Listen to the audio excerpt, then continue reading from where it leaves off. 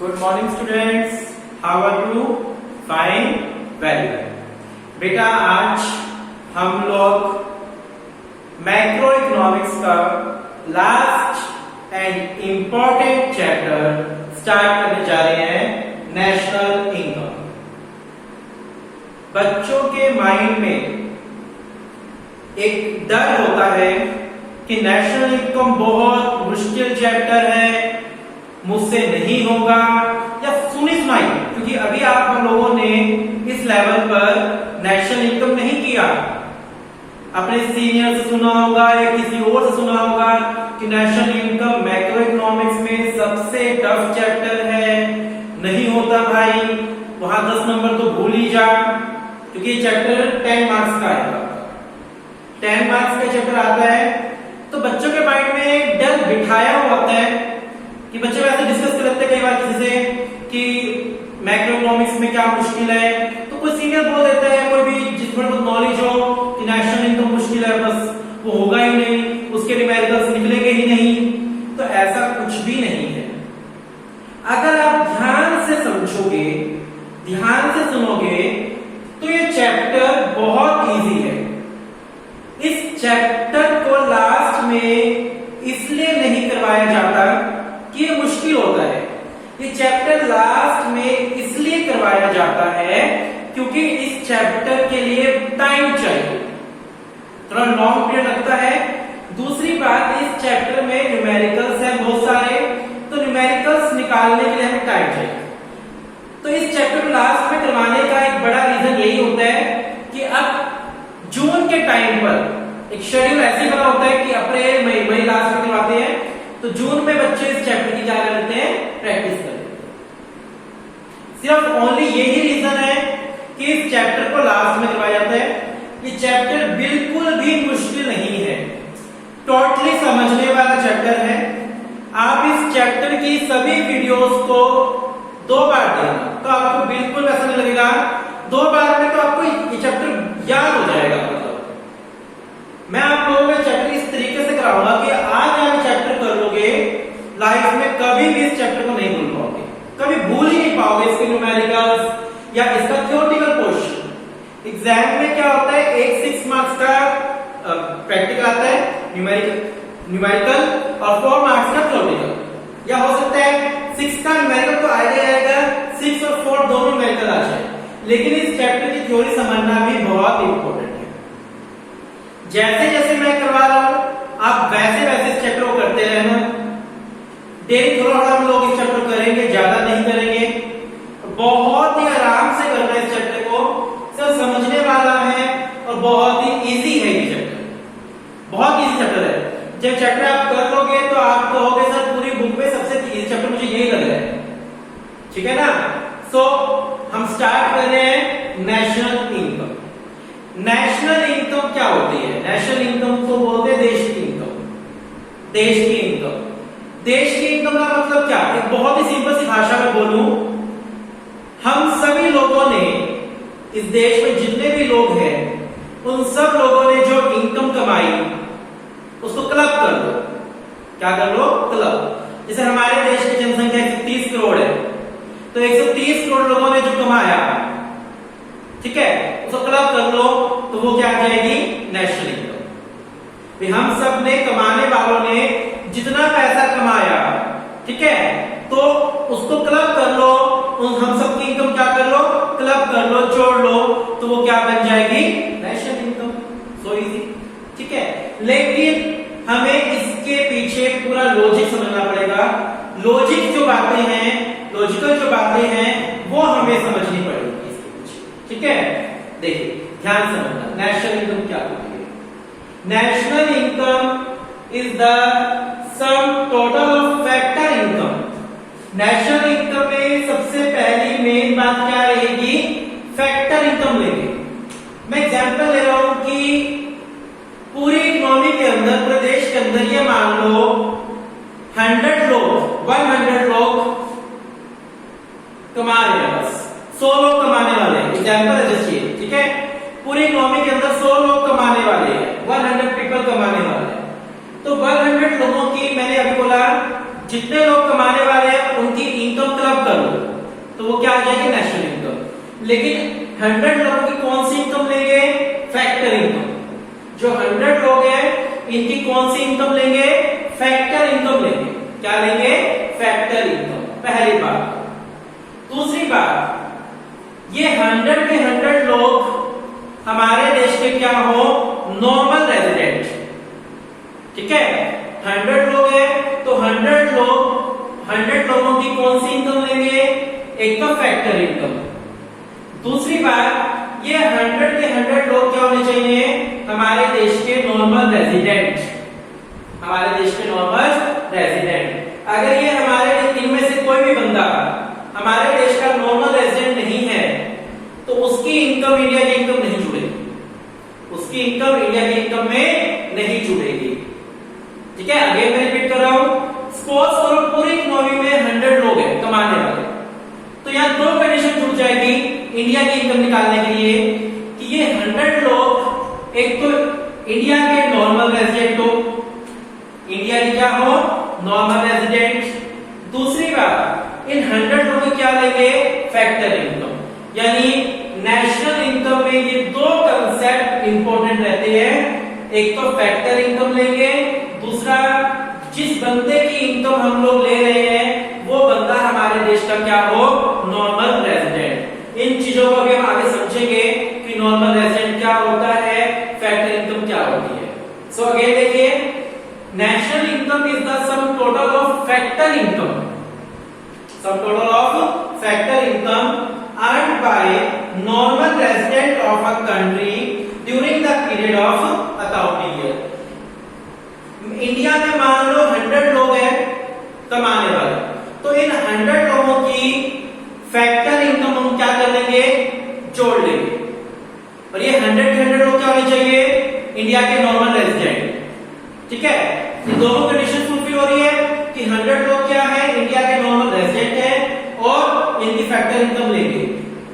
100 लोगों की factor income जोड़ लो, 100 लोगों की क्या जोड़ लो, फैक्टर इनकम, तो वो हमारे देश की क्या निकल जाएगी, नेशनल इनकम निकल जाएगी। क्या निकल जाएगी, नेशनल इनकम। अगेन देखिए, national income is the some total of factor income, national income is the some total of factor income earned by normal resident of a country during the period of accounting year।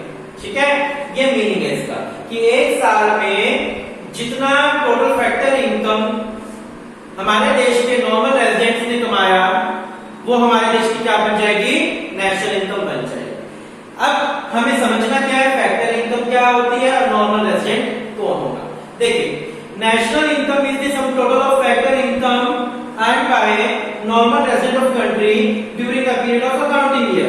ठीक है, this definition of national income offer two important observation।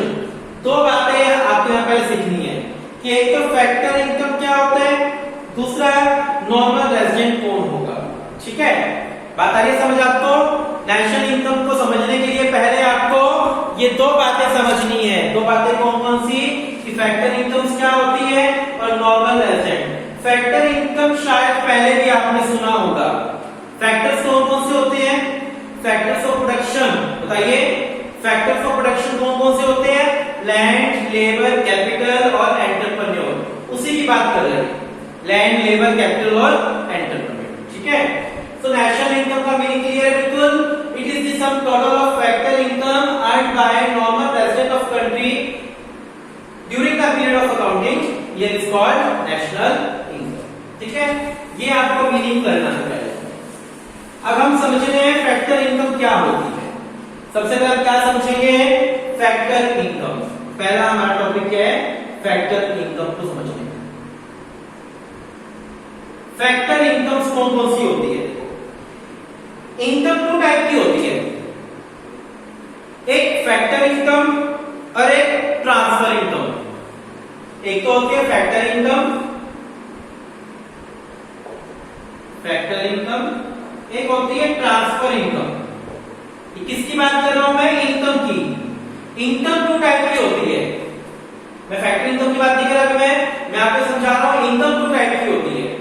Factor income होती है, transfer income होती है। Factor income income कौन सी होती है? जो अपनी मेहनत से कमाई जाए, ठीक है। बायलैटरल पेमेंट, बायलैटरल से आप किसी के यहाँ काम कर रहे हो, वो आपको बदले में सैलरी दे रहे हैं।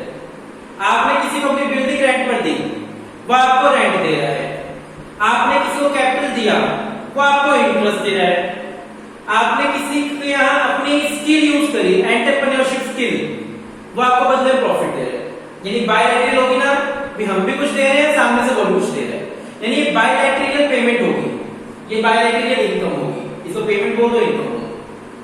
ट्रांसफर इनकम क्या होती है? यूनिलैटरल, एक तरफा। किसी ने आपको गिफ्ट दे दिया, कुछ रुपए एज अ गिफ्ट दे दिए, बदले में आपने कुछ नहीं दिया। ये कौन सी पेमेंट है? ये कौन सी इनकम है? Transfer income. कौन सी पेमेंट है या इनकम, एक ही बात है। ये कौन सी पेमेंट है, कौन सी इनकम है? ये ट्रांसफर इनकम है। ये क्या है? Transfer income. Unilateral transfer income कभी भी नेशनल इनकम में काउंट नहीं होती। पहला rule, transfer income national income में काउंट नहीं होगा। आपको किसी ने 500 रुपए दिया, होता है ना, बिना दिया या दादी आई या मौसी मासी जो भी आया, तो उसने आपको क्या दे दिया? 500 रुपए दे दिया, जाकर कुछ खा पी लेना। वो 500 रुपए आपकी ट्रांसफर इनकम है, वो नेशनल इनकम में काउंट नहीं होगा।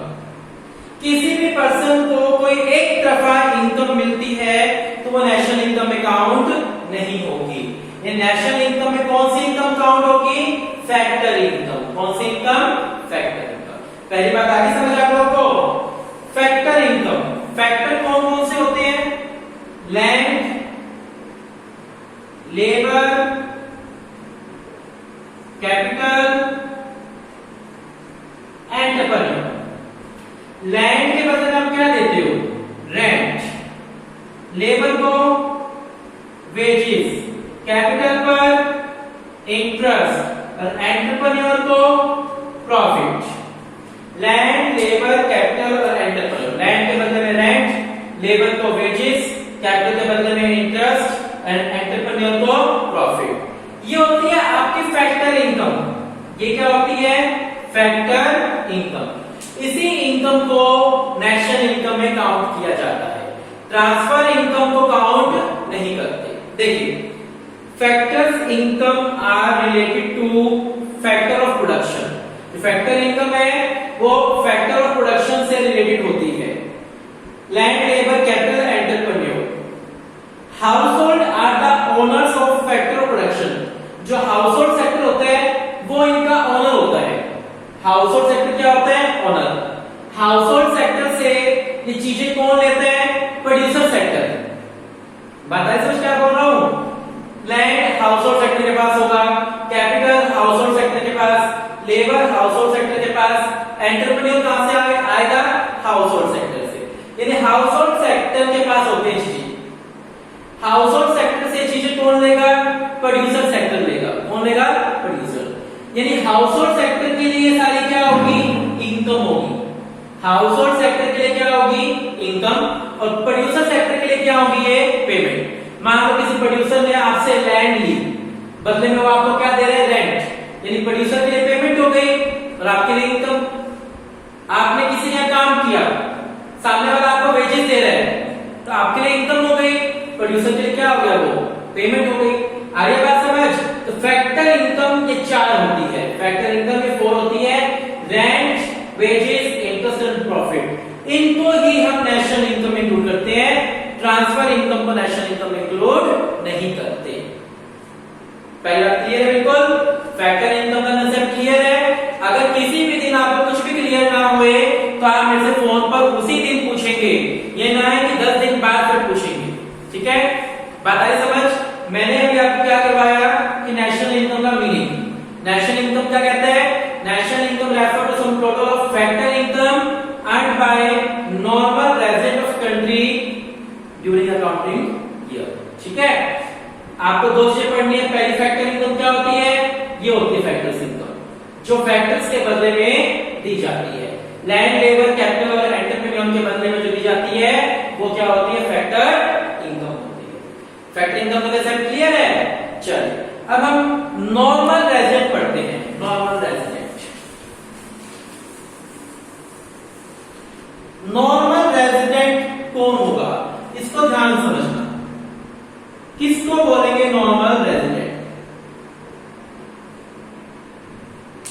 बात समझना पहले,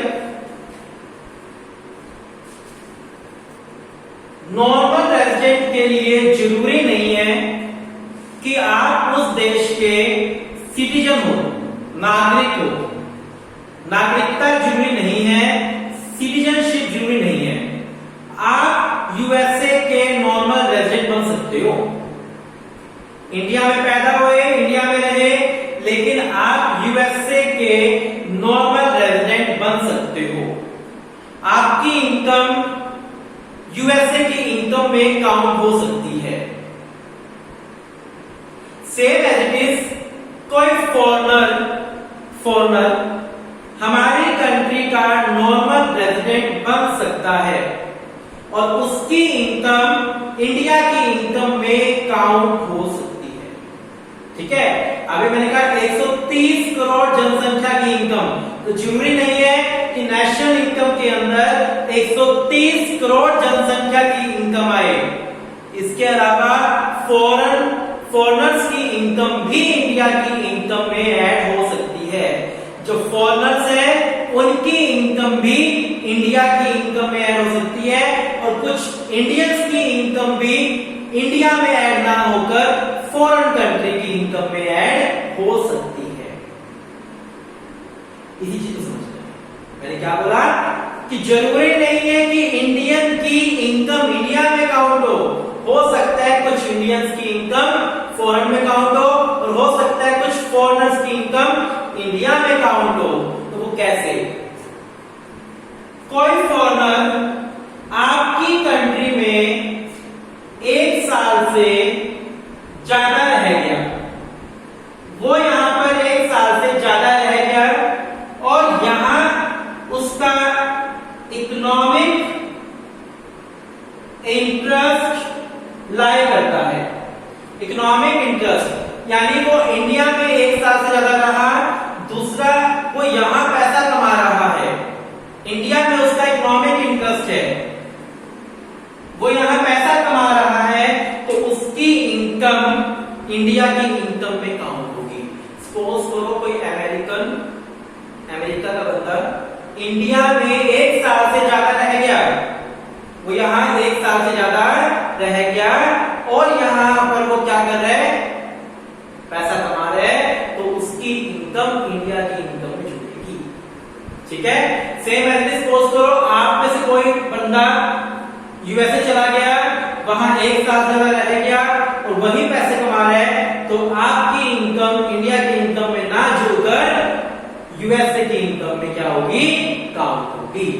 यही चीज समझनी है आप लोगों को कि नॉर्मल रेजिडेंट कौन होता है, जो किसी देश में 1 साल से ज्यादा रह जाए, जरूरी नहीं है वो वहां का सिटीजनशिप हो, सिटीजन हो, कोई बंदा जिस देश में 1 साल से ज्यादा रह जाए और वहां पर उसका क्या हो, इकोनॉमिक इंटरेस्ट लाई करता हो, तो वो उस देश का क्या बन जाएगा, नॉर्मल रेजिडेंट बन जाएगा और उसकी इनकम उसी देश की इनकम में जुड़ेगी, ना कि उस देश में जहां से वो बिलोंग करता है, जहां की वो पैदाइश है। दोनों बातें क्लियर? अच्छे से क्लियर है? फैक्टर इनकम क्या क्या होती है, लैंड, लेबर, कैपिटल और एंटरप्रेन्योर के बदले में जो इनकम होती है, सिर्फ वही वाली इनकम जुड़ेगी, ट्रांसफर इनकम नहीं जुड़ेगी। दूसरी बात, नॉर्मल रेजिडेंट कौन होगा, जो किसी कंट्री में 1 साल से ज्यादा रह जाए और उसी कंट्री में उसका क्या हो, इकोनॉमिक इंटरेस्ट लाई करता हो, तो वो उस देश का क्या बन जाएगा, नॉर्मल रेजिडेंट।